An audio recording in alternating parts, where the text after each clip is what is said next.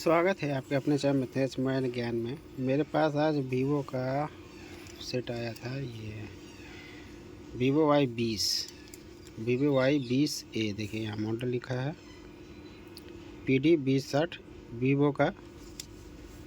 और कस्टमर का जो दुकानदार भाई हैं उनका कहना है कि ये जो है सो सेट गिर गया था, और गिरने के बाद से देखिए ये वीवो पे रुका हुआ है।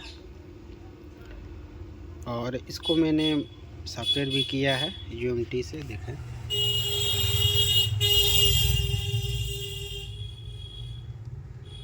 देखिए यहाँ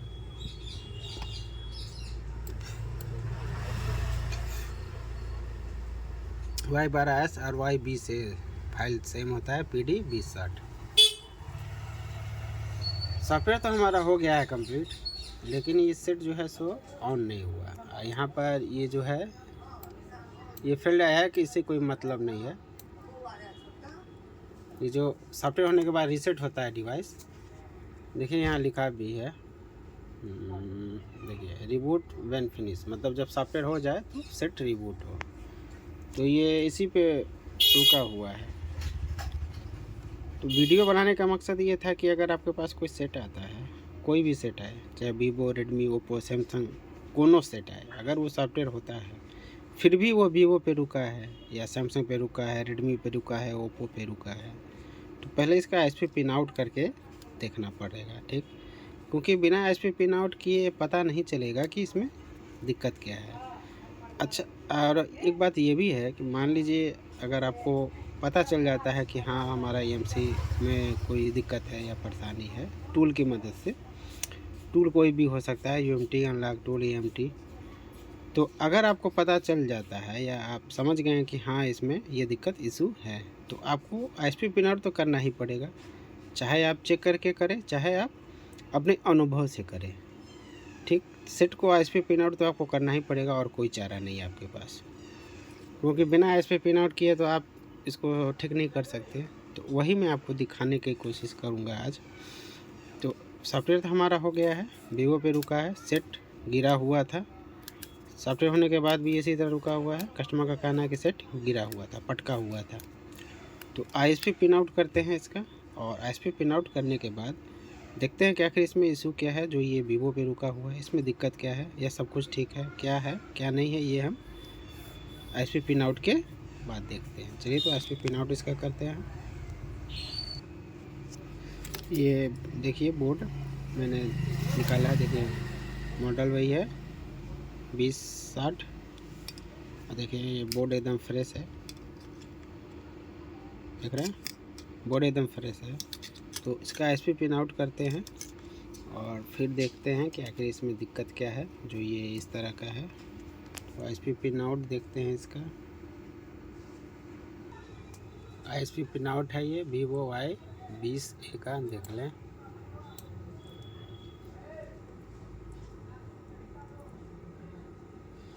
और इधर इसका 2.9 VCC, और इधर VCCQ। तो चलिए इसको SP पिन आउट करते हैं और देखते हैं क्या दिक्कत है इसमें। तो इसको खोल दिए हैं और इसका SP पिन आउट जो है सो करते हैं। ये कैमरे में देख लें,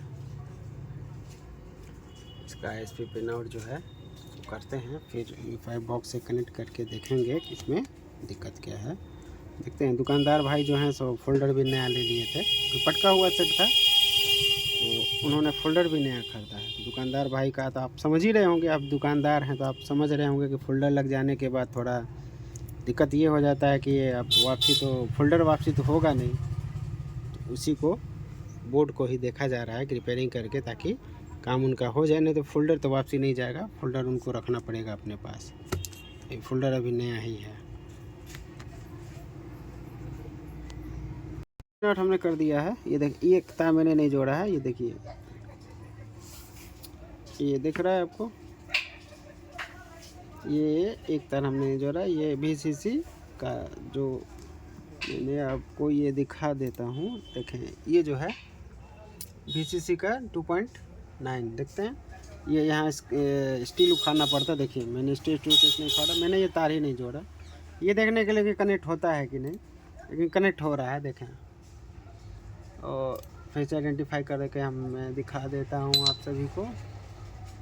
ठीक, देखें कनेक्ट हो गया। और जिस हिसाब से ये बता रहा है उस हिसाब से तो मुझे लग रहा है कि शायद EMC सही है अपना। तो 9 टेस्ट करके देख लेते हैं।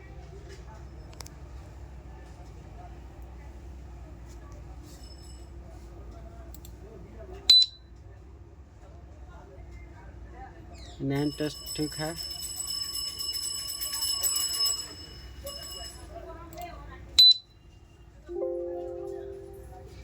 ये 60 से 70 दिखा रहा है सैमसंग का, तो 60 से 70 दिखा रहा है, तो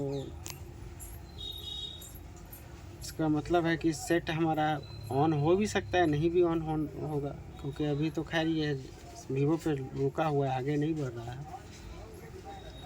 60 से 70 दिखा रहा है, ये अपना लाइफ टाइम देखते हैं। SCL MCS 60 से 70 दिखा रहा है। तो चलिए पहले इसका एक बार बैकअप छोटा सा बना लेते हैं।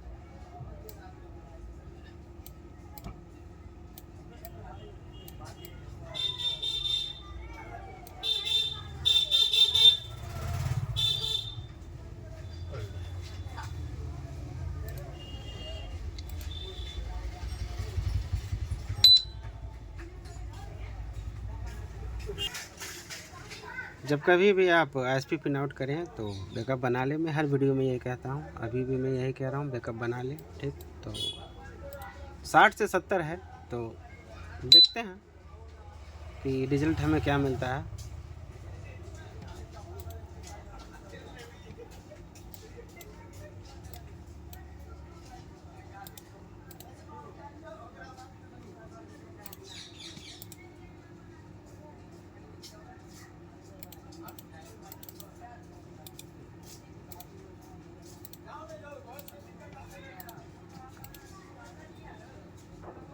बैकअप हमने बना लिया है, तो इरेज करेंगे।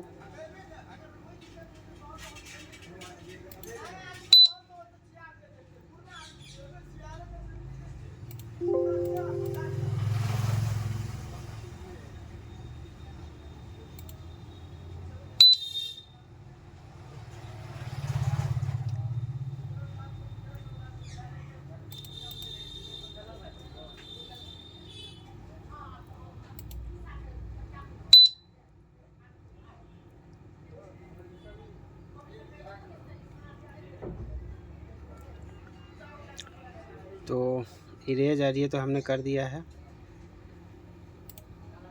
इसको एक बार रीड करते हैं, क्योंकि ऐसे में ये रिपेयर भी हो जाता है। और इसका जो है सो RPM भी जो होता है ना, ये RPM भी क्लीन हो जाता है। कहाँ गया?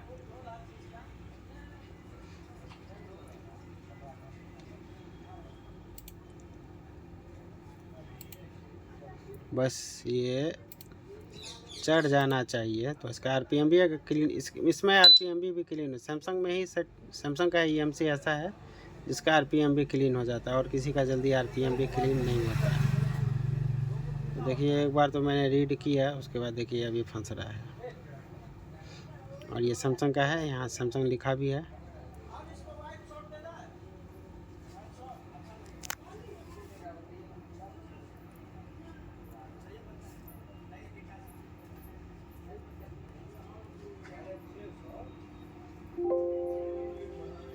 देखें, मैंने कहा था ना कि RPM भी का फेल्ड आएगा। देखिए इसको जब आप रीड करिएगा ना, तो ये RPM भी क्लीन हो जाता है। रीड करने के बाद जब राइट करिएगा, अपडेट EMC FW करिएगा, तो इसका जो RPM भी होता है वो क्लीन हो जाता है, ठीक, 0 हो जाएगा। उसके बाद आप किसी में भी इसको अप्लाई कर सकते हैं, किसी भी सेट में। खाली आपको यहाँ से बूट कॉन्फ़िगरेशन जो होता है ना, यहाँ पर यहाँ पर ये तो यूजर एरिया है, बूट कॉन्फ़िगरेशन यहाँ पे होता है, वो दीजिएगा। उसके बाद से किसी भी बोर्ड में अप्लाई कर सकते हैं। तो ये तो खैर हमारा दूसरा बात है, लेकिन ये जो बार बार फंस रहा है, हमको लगता है इसमें EMC का ही दिक्कत है। तो इसको एक बार देखिए, EMC पार्टीशन होता है, EMC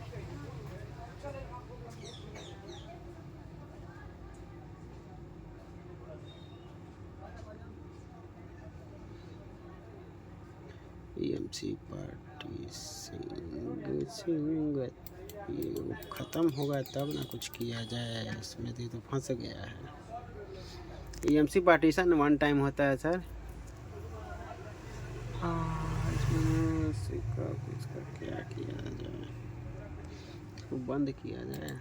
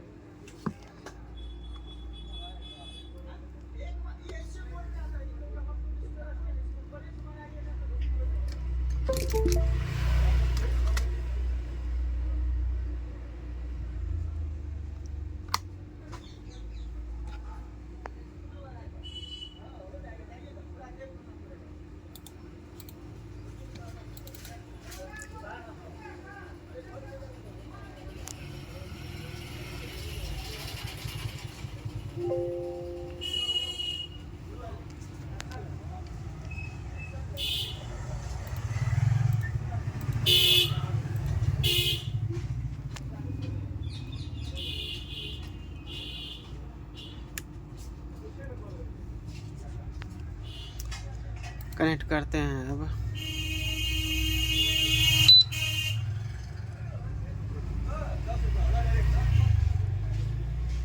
इसको इरेज तो कर ही दिए थे, फैकल्टी इरेज भी कर दिए, EMC फैकल्टी रीसेट भी कर दिए थे, इरेज भी कर दिए थे।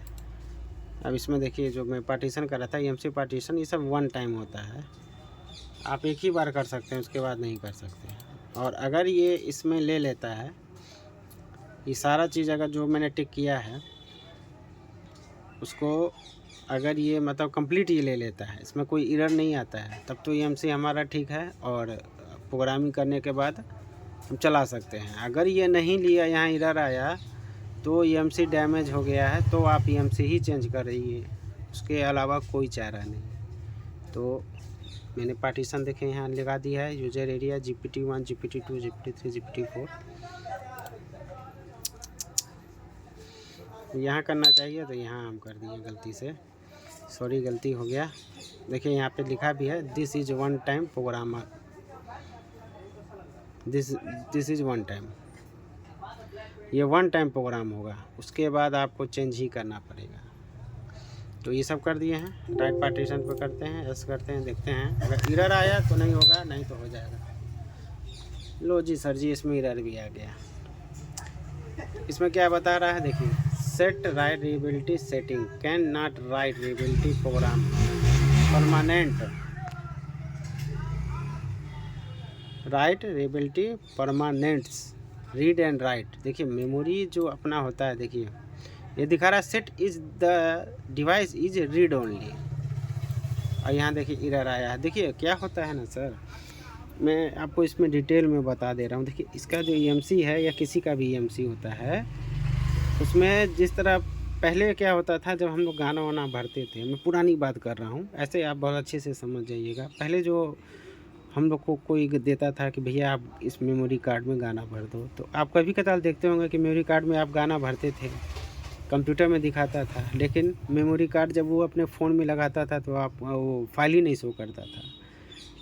फिर आप लगाते थे अपने कंप्यूटर में तो देखते थे कि उसमें कोई फाइल है ही नहीं, जबकि अपने फाइल डाला था और फाइल वो दिखाई नहीं रहा।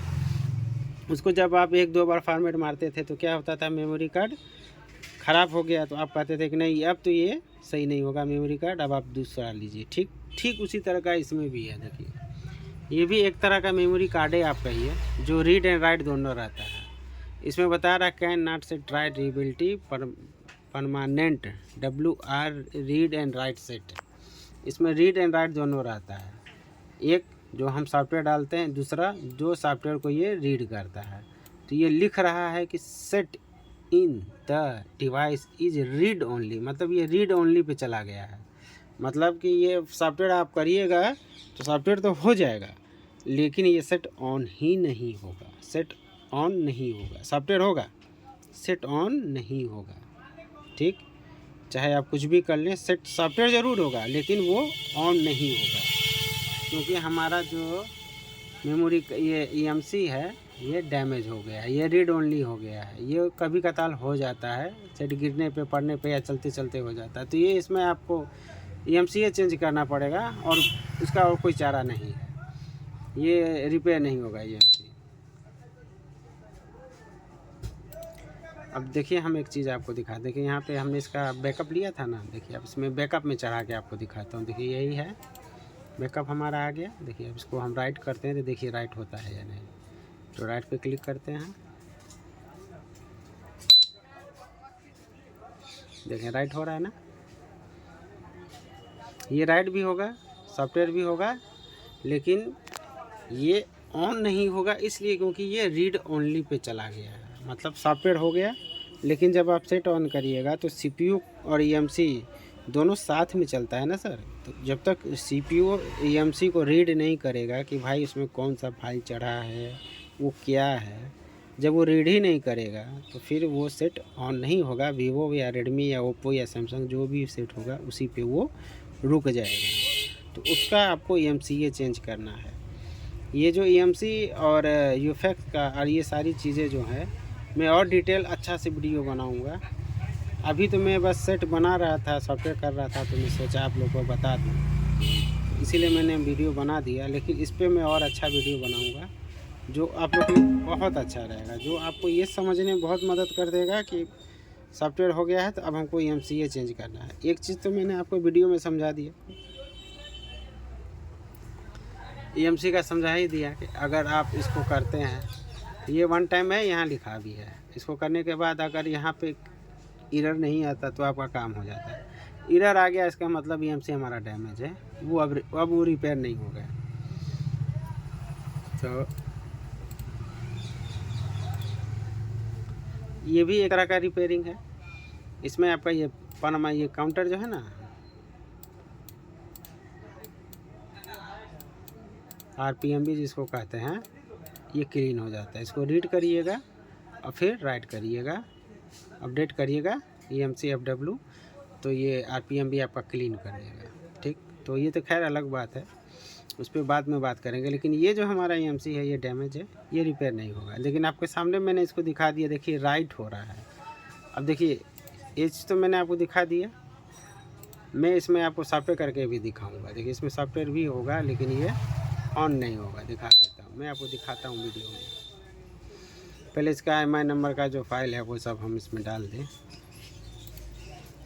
वैसे सेट ऑन नहीं होगा, लेकिन जैसा था वैसा हो जाएगा। तो क्या है कि कस्टमर को जब वापस करेगा, दुकानदार जब वापस करेगा कस्टमर को तो सही रहेगा, नहीं तो वो कहेगा कि ये ऐसा था तो वैसा था।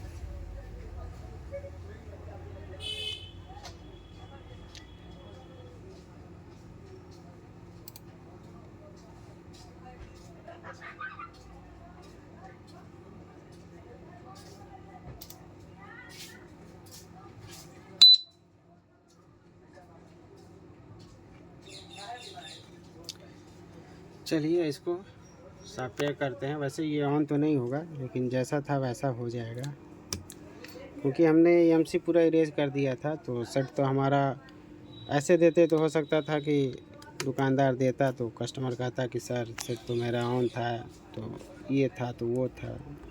होता है, ऐसा हो जाता है। तो ऐसे में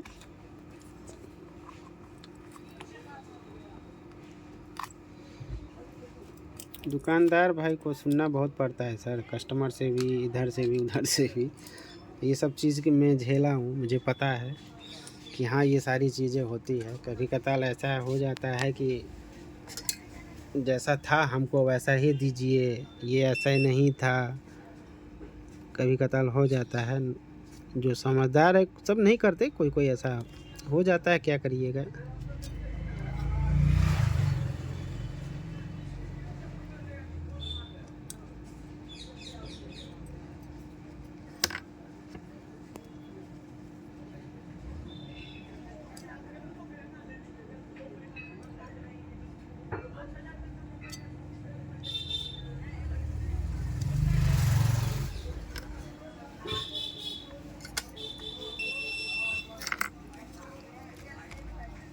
फोल्डर तो भाई इनका अब ऐसा ही रह जाएगा।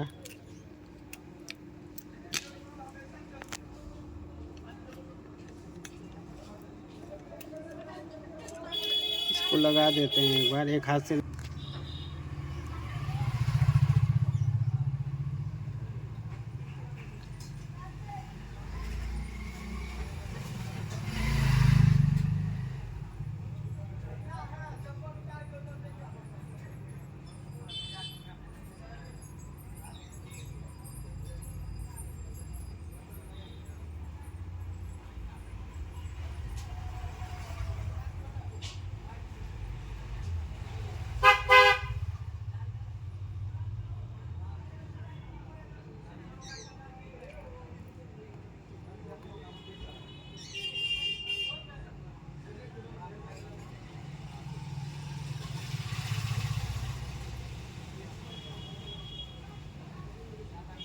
तो सॉफ्टवेयर होने देते हैं।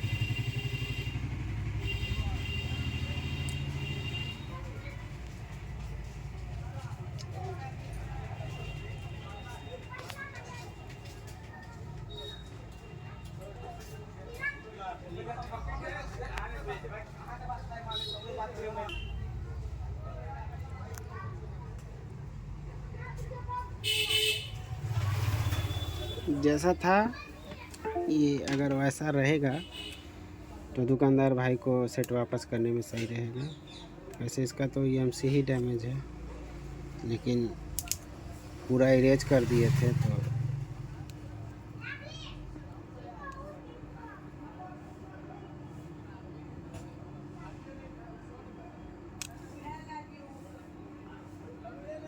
ये चार्जिंग बहुत आता है, लेकिन चार्ज होता नहीं है। मैंने आपको बस इतना दिखा दिया कि देखिए इतना मेहनत करने के बाद सेट हमारा ऑन है, लेकिन सेट कंप्लीट तो नहीं होगा, क्योंकि पार्टीशन जो है अगर क्लियर हो जाता तो सेट हमारा ज़रूर ऑन होता और पूरा ऑन होता। इसमें EMC का ही डैमेज है, तो इसको एक बार देखिए लगा के देखते हैं। इसे कुछ होगा नहीं, लगाने का भी कोई मतलब नहीं।